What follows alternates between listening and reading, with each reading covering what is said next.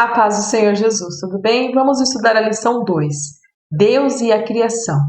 E vamos falar da criação do universo de uma forma geral, não somente da Terra ou somente do homem. Vamos pensar de uma forma geral. E quando a gente fala do universo, da criação do universo, isso aqui é uma busca pela compreensão, né? Sobre como foi esse processo, como que originou esse universo. Isso proporcionou no passado e proporciona ainda hoje muitos debates, muitas polêmicas, muitas pesquisas, né? Que possam explicar todo esse fenômeno. Ele desperta o quê? Uma curiosidade no ser humano, para conhecer como tudo isso se originou. E a gente começa a ver que envolve várias coisas, né? A parte científica, a parte religiosa, a parte filosófica. Existem várias teorias, vários comentários. Há uma grande discussão sobre esse assunto. E nós cristãos, nós temos o quê? A nossa convicção. Não é uma teoria, é uma certeza. E a gente vai ver um pouquinho do que as pessoas falam e também principalmente sobre aquilo que nós cremos.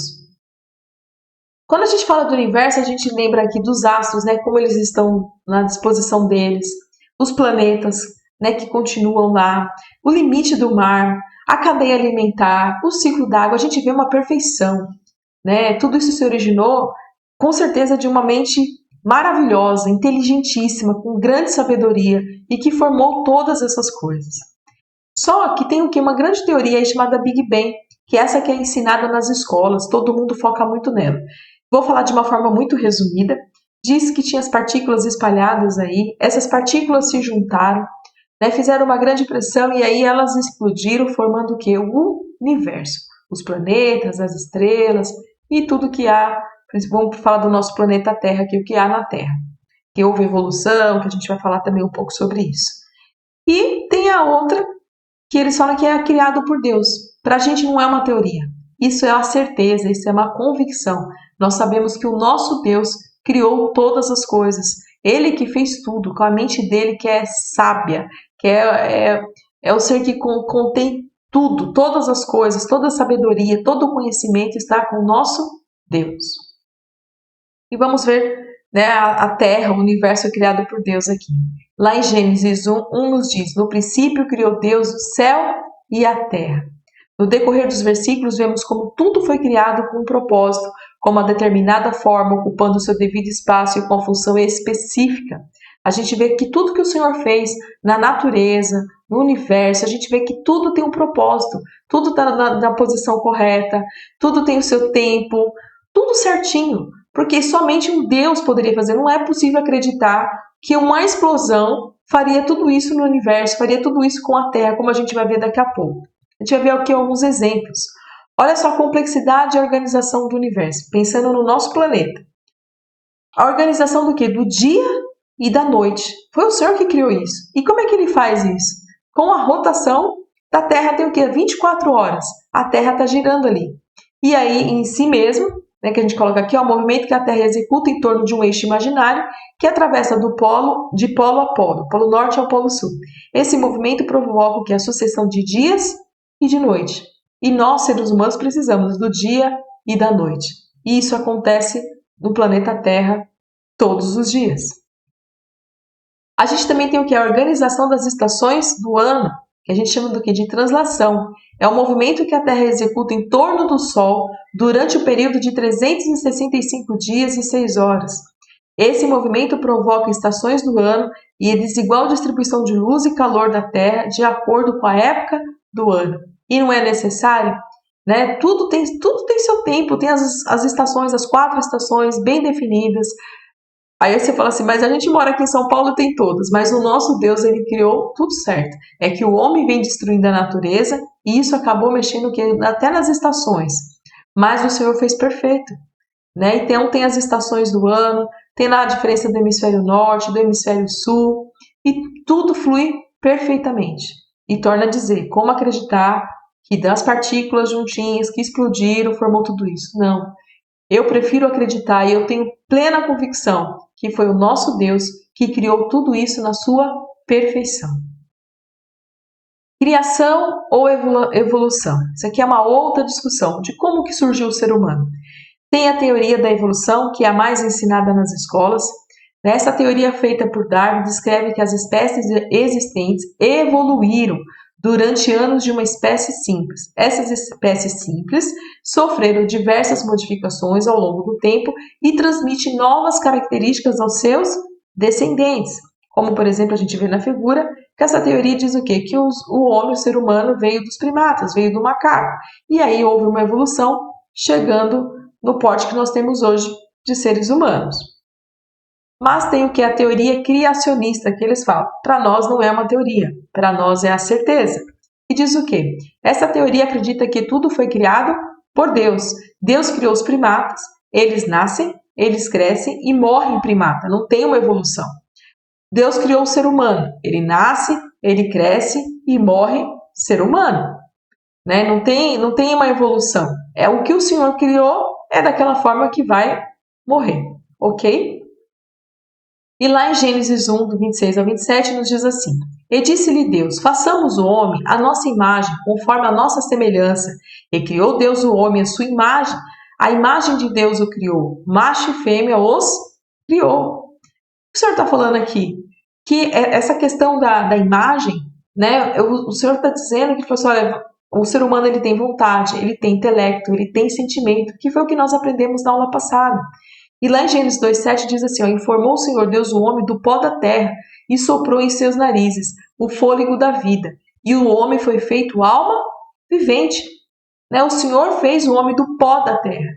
E ele soprou, né, na narina do homem, que deu vida para o homem, alma vivente, e a imagem e semelhança. Por quê? Porque nós temos intelecto, vontade e sentimento. E a composição do ser humano. Isso aqui é uma curiosidade, né? Estudiosos fizeram, e olha só. O químico Dr. Edwin, lá em 1865 e 1929, ficou fascinado ao encontrar uma precisão química entre os elementos presentes no barro e no corpo do ser humano. No pó da terra há 16 elementos químicos diferentes e no corpo humano há esses mesmos 16 elementos químicos, e destacou que existia outros elementos. Décadas mais tarde, o biólogo Dr. Kevin classificou 26 elementos químicos do solo que também estão presentes no ser humano, né, em quantidade variável na composição do corpo humano. Então a gente observa aqui, né, nos estudiosos, que elementos químicos do nosso corpo também são encontrados no solo. Não precisaria de nenhuma confirmação de que o Senhor formou o homem do pó da terra, porque Ele formou, e nós cremos nisso. Amém? O ser humano é a primícia da criação de Deus. Toda boa dádiva e todo dom perfeito vem do alto, descendo do Pai das luzes, em que não há mudança nem sombra de variação. Segundo a sua vontade, Ele nos gerou pela palavra da verdade, para que fôssemos como primícias das suas criaturas. Está lá em Tiago 1, 17 e 18. O Senhor criou todas as coisas, criou tudo.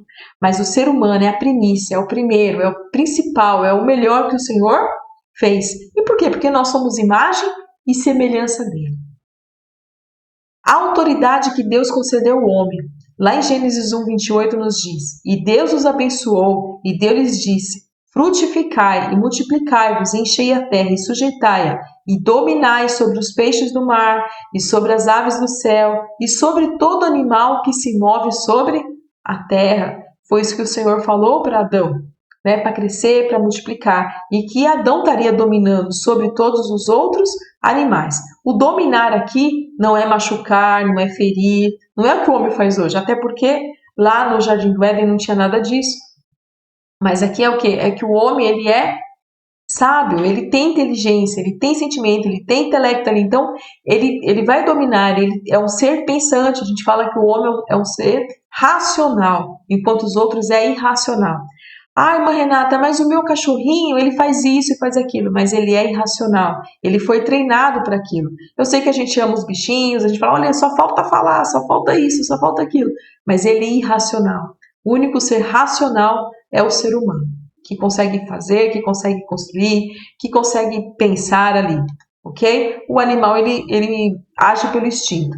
Não tem problema nenhum gostar dos bichinhos, não tem problema nenhum, né? Falar assim, nossa, o meu bichinho é muito inteligente, ele é muito... Não tem problema. Mas não devemos esquecer que o ser humano é o único ser que o Senhor fez com raciocínio, ok?